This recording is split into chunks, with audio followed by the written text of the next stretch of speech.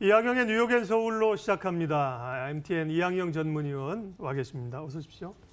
금 가격 얘기 계속 말씀을 해주고 계신데요. 온시당 1,500달러를 넘었고요. 10년물은 1.7%, 장중에 1.6%까지 들어갔더군요. 채권이 강세라는 거죠. 네. 금 가격, 채권값 역시 이 소위 안전자산이 강세를 나타냈는데요. 미증시 읽어주십시오. 네, 맞습니다. 오늘 그 결과만 보고 이 방송을 처음 보신 분들은 네. 미국 주시장 뭐 반등했네, 예. 안정됐네, 우리 시장도 올라갈 수 있겠다, 이런 기대감을 하실 수 있고요. 물론 충분히 그런 근거는 가능한데요.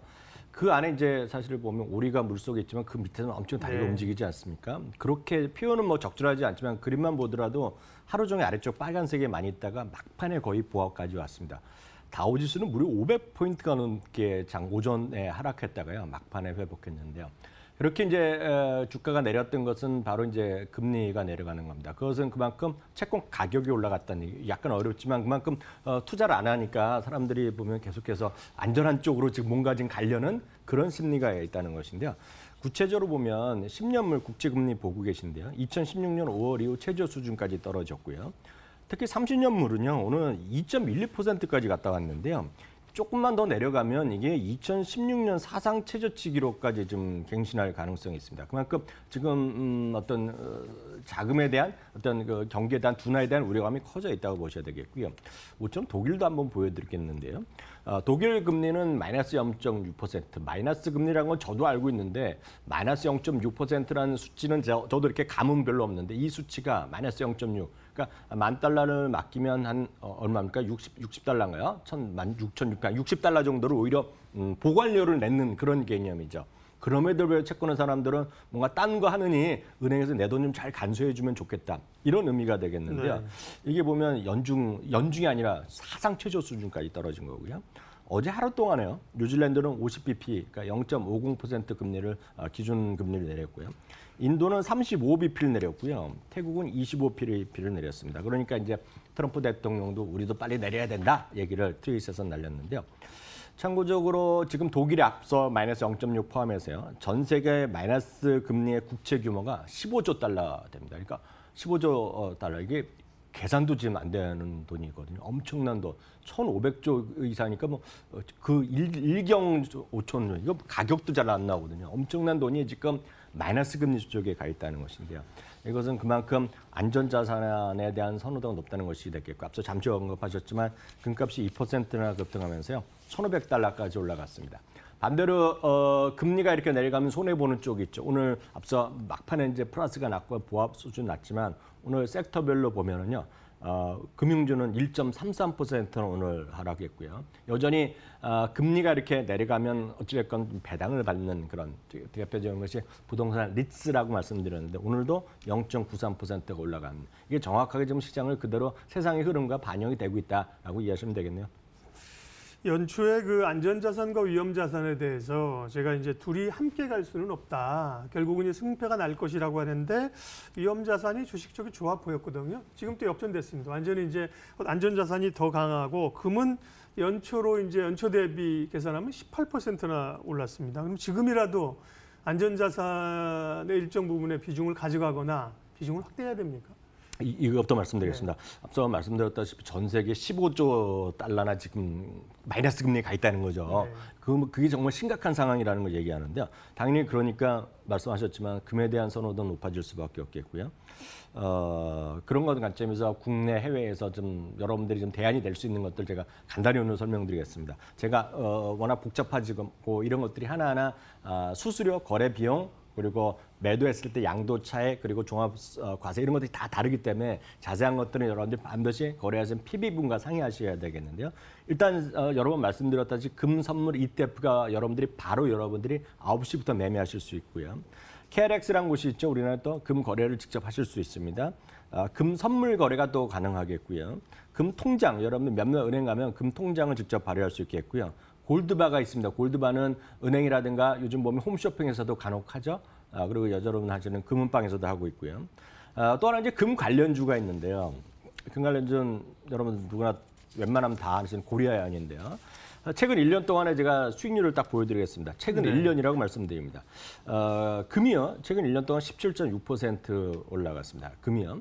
고려아연이 6.5% 올라갔습니다. 1년 동안에. 이게 약간 우리나라 금 선물은 여기서 환해지 들어간 거거든요. 그러니까 이런 게 좀 있겠고요. 실제로는 고려아연이 6.5% 올라가기 때문에 다른 주식보단 괜찮으나 그래도 지금 금 선물이 가장 깔끔했다라고 일단 이해하셔야 되겠고요. 실제 앞서 파란색이 지금 금인 거죠? 네, 금 선물, 금선물. 네, 그 선물이죠. 그리고 앞서 이제 말씀하셨던 네. 걸 제가 추가적으로 약간 보충 설명해 드리면 올 한 해 금값 있죠. 골드 가격 있죠. 예. 골드 가격은 18% 올라갔는데 이거가 아까 약간 다르다 말씀하셨잖아요. 네. 이게 왜 차이가 나냐면 골드 앵커께서 말씀드리고 제가 올해 금값이 올라갔다는 것은 달러 기준입니다. 달러 기준. 예. 금 가격은 골드 가격인데 이건 우리나라 이제 환을 해지하는 거기 때문에 H가 들어가는 거거든요. 네. 그래서 그걸 또 싫어하시는 분 있잖아요. 원화로만 따졌을 때 저렇게 된 거가 되겠고요. 큰 차이 없는데요, 뭐. 큰 차이는 없지만 그래 네네네. 조금은 있겠고요. 네네. 사실 올해 들어서 지금 S&P 500 14% 올라갔거든요. 네. 그러니까 그게 말씀하시는 거가 금 가격이 주식시장보다 더 강했다는 얘기겠고요. 앞서 말씀드린 지금까지 국내에서 하실 수 있는 걸 말씀드렸고요. 해외 등 경우에는 금 ETF가 있고요. 금 관련주도 있고 금 관련주 ETF 뭐 여러 가지 방법이 있겠는데요.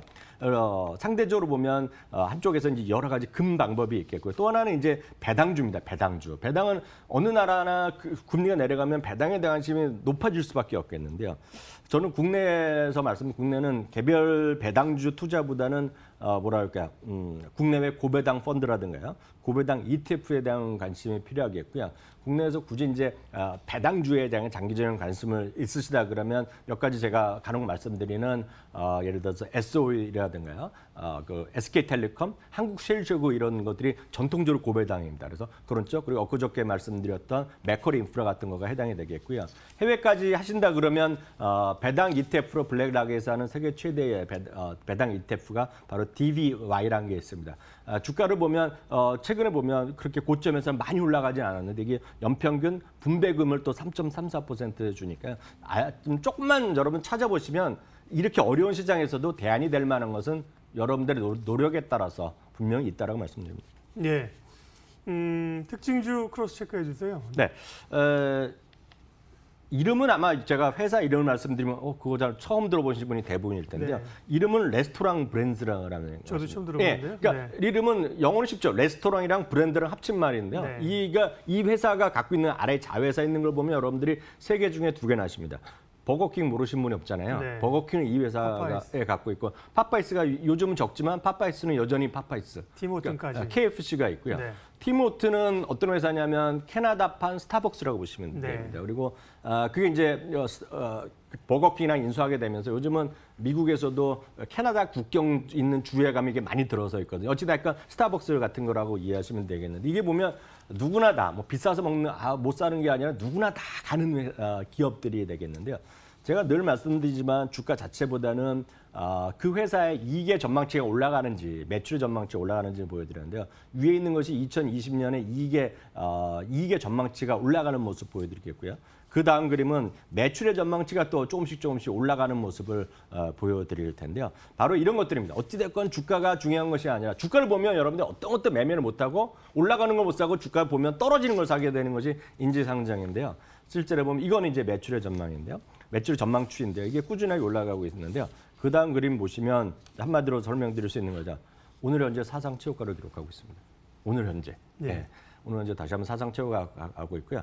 예를 들어서 맥도날드도 오늘도 거의 사상 최고가다 이렇게 이해하시면 되겠습니다. 네. 그러면 이제 국내 증시 연관질 만한 기업은 어디가 있어요? 국내는 제가 고민을 많이 했는데 이런 것들이 보면 우리나라에서 많이 물론 조그만 기업들은 있습니다. 코스닥 기업들이 몇 네. 가지 있는데요.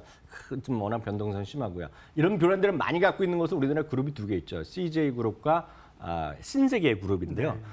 주가는 아시다시피 별로 재미가 없습니다. 그래서 기술적 대응, 오늘 CJ제일제당 한번 봤는데 크게 재미가 없습니다. 왜냐하면 이익이 꾸준하게 잘 안 늘어나고 있는 한계가 있거든요. 신세계나 CJ제일제당, CJ 전부 다 마찬가지죠.